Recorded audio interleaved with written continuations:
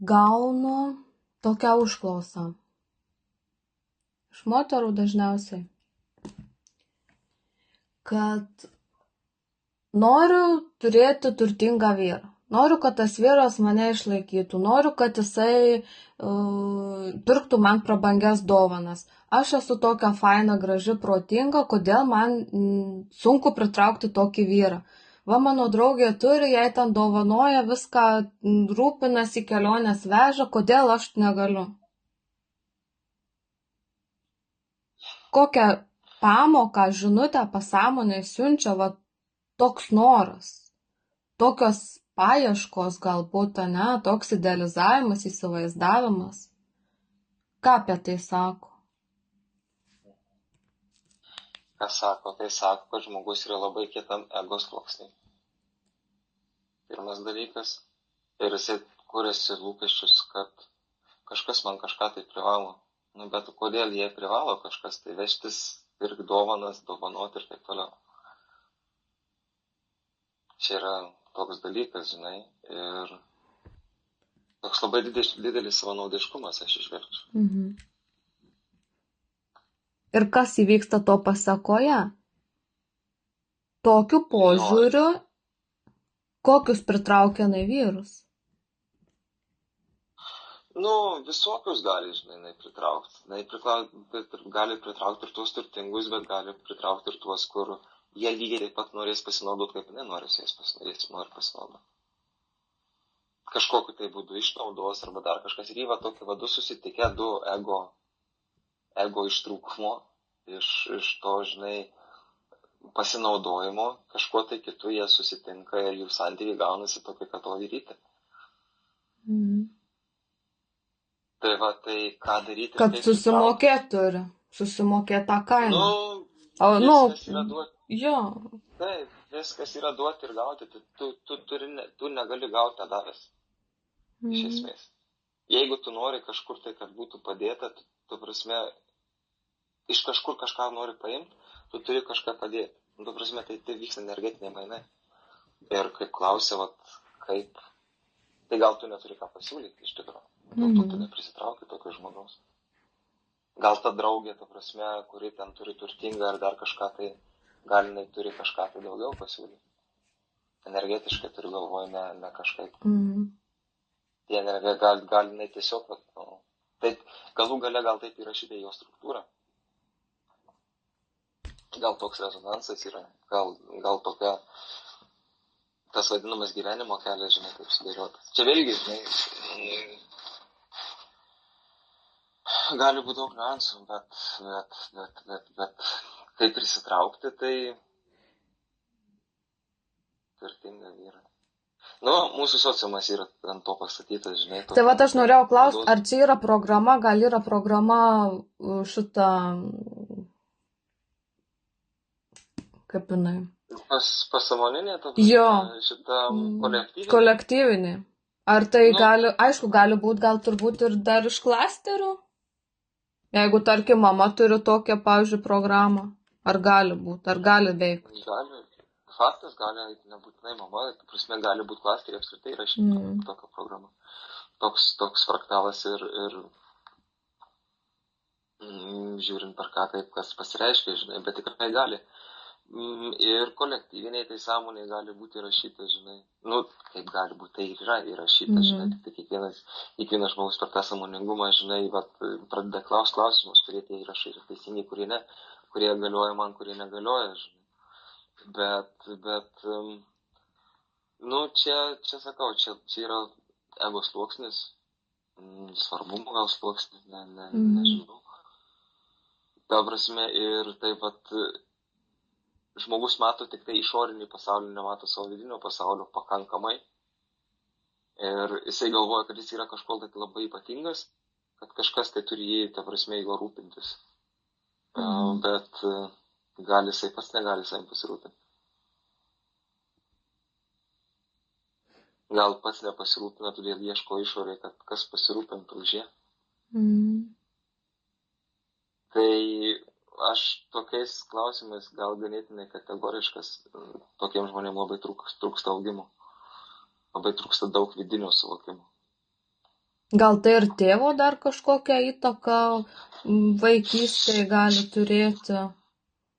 Kažkoks, trūkumas meilės, ieškojimas, tarkim, vyruose va to tėvo, kažkokio archetipo. Archetipo. Gali būti, gali būti tas. Gali būti, kad tėčio kažkoks tai nebuvimas arba silpnumas, sakykime, tėčio, suformuoja tą tokį vidinį trūkumą. Vieniem tai pasireiškia, vieniem tai gali pasireiškia, kad tas tėvo stiprybė, jinai kaip tik atsiranda pas tą vaiką, sakykime, to, ko tėvas neturėjo, kaip tik priešingai pasidaro, arba tas tėvo nebuvimas suformuoja tą trūkumą jo. Ir tada norisi, kad manim rūpintųsi. Bet ir lygiai taip pat per didelį tėvo meilė nėra gerai. Aš norėjau klausti. Jo, irgi čia gaunasi toksai, jeigu... Tu pirksi dovanas, ten ją, ta prasme, labai jau ten mylėsi, lepinsi, gal pavadinkim, mane perdėtai lepinsi, tarkim, norėsiu kompensuoti tą savo dėmesį, ane? Ar tai neatsisuks paskui ateityje, kad, tarkim, kai jinai ieškosis nuo antros pusės, ar jinai irgi to idealo neieško, tuose vyruose, kad man irgi taip noriu, kad kaip tėtis manim elgėsi, ne? Su manim elgėsi. Gali būt taip ir taip, faktas. Kad gali būti ir per didelio trūkumo, ir per didelio davimo.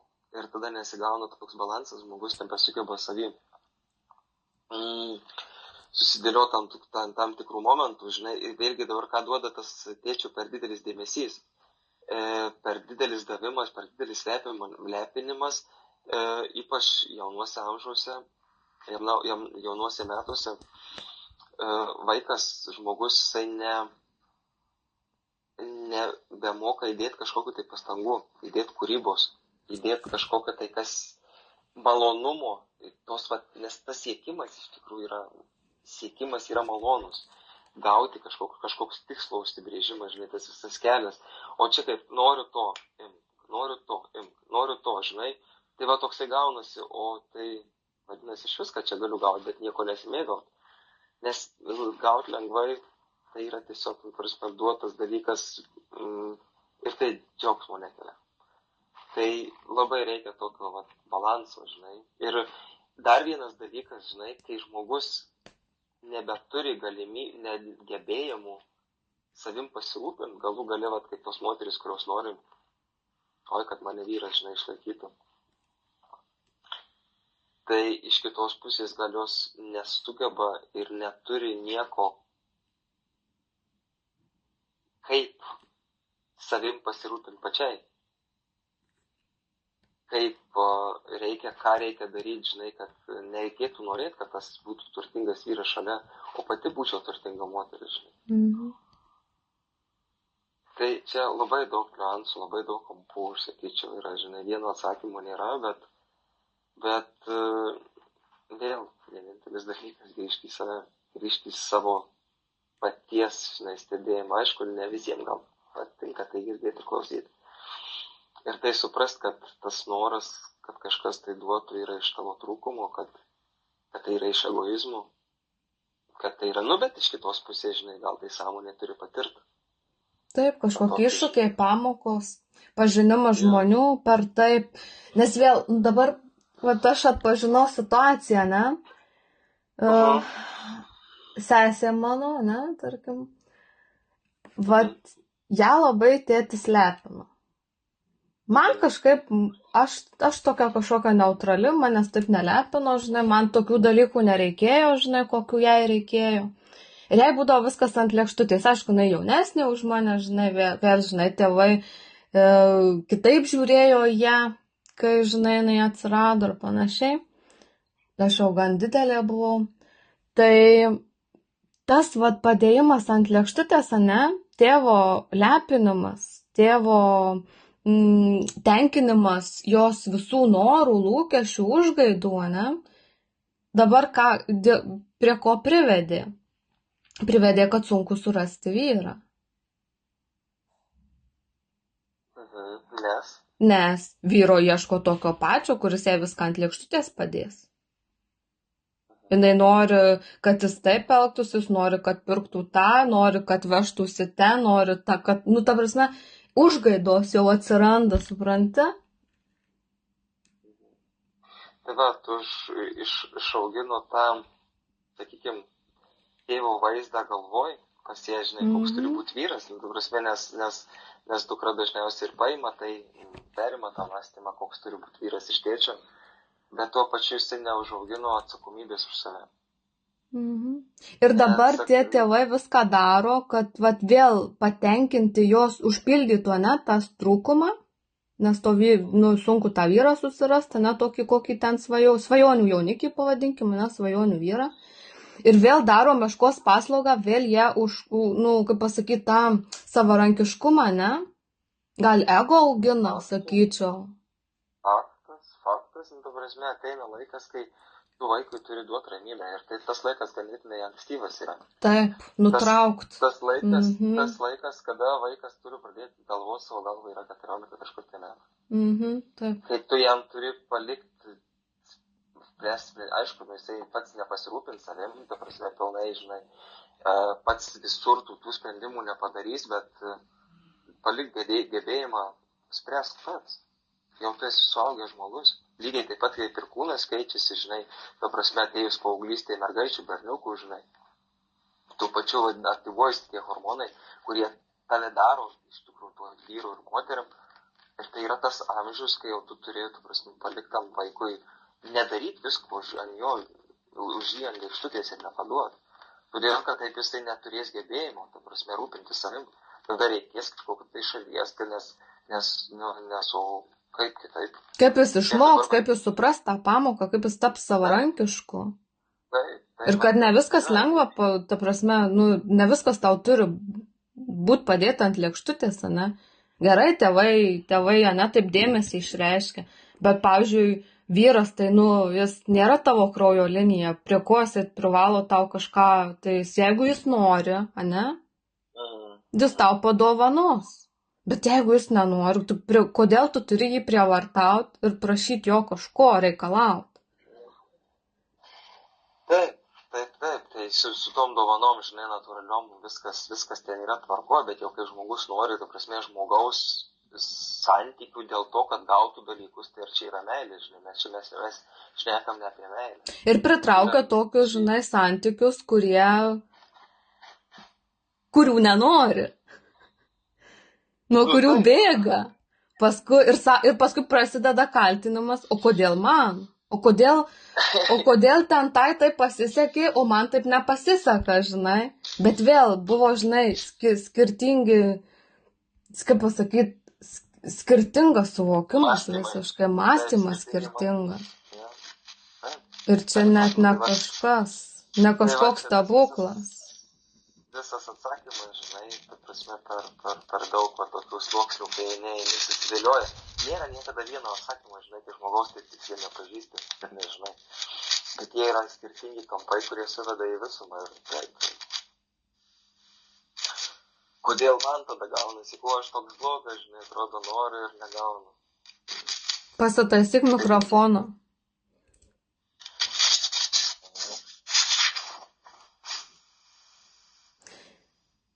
Ir vat vėl, žinai, ta tokia dinamika, atrodo, dvi dukros auginamos buvo, tėvai įsivaizduoja, kad vienodai viskas buvo auginama, bet du skirtingi keliai. Ir, pavyzdžiui, jeigu aš ką nors pasakau, ne, manęs neklausiau dabar patarimų, aš jau patarimų net nebedalinu, bet kažkada buvo kalba irgi apie tuos vat vyrus, kodėl čia nesiseka, ir aš pasakiau, ką mes dabar čia kalbam. Buvo tokia reakcija baisi jų. Ta prasme, kaip aš būčiau, nežinau, nukirtus ten jam kažką. Galva, ne? Jo. Ir tada, žinai, sakau, okei, jūsų pamokos, jūs ir mokykitės, viskas, aš jokių, žinai, jums, kaip pasakyti, špargalkių nepadėsiu. Viskas. Nes yra nesąmoningumas, yra labai didelis ego, yra tas, žinai, galbūt daugiau 3D gyvenimas ir aš atsitraukiu. Ir vat Jo, kaip šeimoje žinai, būna. Ne visi nori žinoti tą tikrą tiesą, jie galvoja, kad viskas, ką jie daro, vat kartais, vat kas yra tas ego, kartais yra trūkumas, kartais per didelis pasitikėjimas ir tikėjimas tuo, ką tu darai, kad tai yra teisinga. Tai vat ir tėvai, žinai, atrodo, va čia aš auklėjau ir daviau viską geriausia, ką tik tai galėjau taip, davei. Bet kokia buvo paskui sekanti pasiekmė viso to, žinai. Duot viską lengvai nėra gerai. Visame turi būti, visame kame aš. Balansas turi būti. Ir aš, turi būti balansas. Ir aš šiaip esu taip dėkinga, ne, tokiai patirčiai, kad aš ją galiu suprasti ir matyti, ir kad aš nepasirinkau tokio kelio, žinai, kad man tokio kelio nereikėjo. Ir kai tėvai auklėjo, ir kai tėvai vadalino savo tą dėmesį, aš atsirinkdavau, ką pasiimti, o ką palikti. Vat kaip įdomiai, ne? Jo, ir vat aš dabar, vat, palyginu tai. Ir galvoju, kaip gerai, kad vat aš tuo metu, būdama ta jauna, perėjau per tokią patirtį. Ir supratimą. Taip, bet irgi, žinai, dabar tu šitam amžiui matai jos tą vat tokį vaikiškumą, žinai, naivumą. Jinai irgi ateis savo pamoką, žinai, ir ateis tas suvokimas, tai ateis į tavo laiką. Kam savas laikas. Jo, tai tu labai gerai darai, kad tu nekeši savo tos nuomonės, kaip pasakyti, auklėjime, žinai. Tipo patirti dalykas, nėra, tai nėra. Ir, žinai, nejaučiu kaltės, skausmo, kad va, kaip kenčia mano ten, žinai, šeima, kokie jie vargšai. Ne, jūs turit savo gyvenimą. Jūs gyvenat savo, jūs gyvenat savo pamokas, ne, jūs gyvenat, suprantat. Aš visada sakau, jeigu norėsit, žinosit, kur ateit paklausti patarimo ar pagalbos kreiptis. Bet aš taip ir pasakius, kad nežinai, jeigu... Neįkvosiu energijos ten, kur nesu įvertinama, va taip. Jo, kad... Nereikia kišti per prievartą to, ko jie iš tikrųjų gal nenori. Jie gal nori gyventi savo iliuziją ir galvoti, kad jie viską gerai padarė. Arba kad jie net nenori girdėti tos kitos tiesos, kitos perspektyvos, kito kampo. Nu, jeigu nenori, tai nenori, tai čia jų pasirinkimas. Nes dažnai vis tiek atsibunda iš šeimos, ne, eina tuo dvasingumo keliu, saviugdos keliu, kažkas iš šeimos. Ir dažnai paskui save per prievartą bando tempti savo namiškius. Nu, čia yra didžiausia klaida. Neverta. Todėl, kad pavargsta labiau, susipyksta, sugadina santykius. Aš kaip ir sakiau, čia prieš tai, kad kiekvienas turi teisę būti toks, koks jis yra. Su tuo savo visų įsitikinimais ir buvimu, žinai, nes liečia mano vertinimą, tai, ta prasme, aš nesakau, kad jie elgėsi ar gerai, ar blogai kažkur, tai, ta prasme, bet mano vidinis, tas reakcija, nei gerai, nei blogai, žinai, tas pasakymas, jeigu dieviškumas taip save išreiškia, jeigu dieviškumas taip save išgyvena, viskas su tuo gerai. Ir tiesiog, žinai. Kiekvienas turi savo tiesą. Jo, ir paskui, bus tas, kad, kaip ir jiems sakai, kad žinosit, kur ateiti, ta prasme, atsakymų, kai kils klausimai. Ir to užtenka, ir to pilnai užtenka. O kad ten pasakot, įrodinėti, kažką bandyti pakeisti, didesnį priešiškumą, tai jums iš viso to. Jeigu žmogus nėra pasiruošęs pokyčiams, tu jo per prievartą nepakeisi. Taip.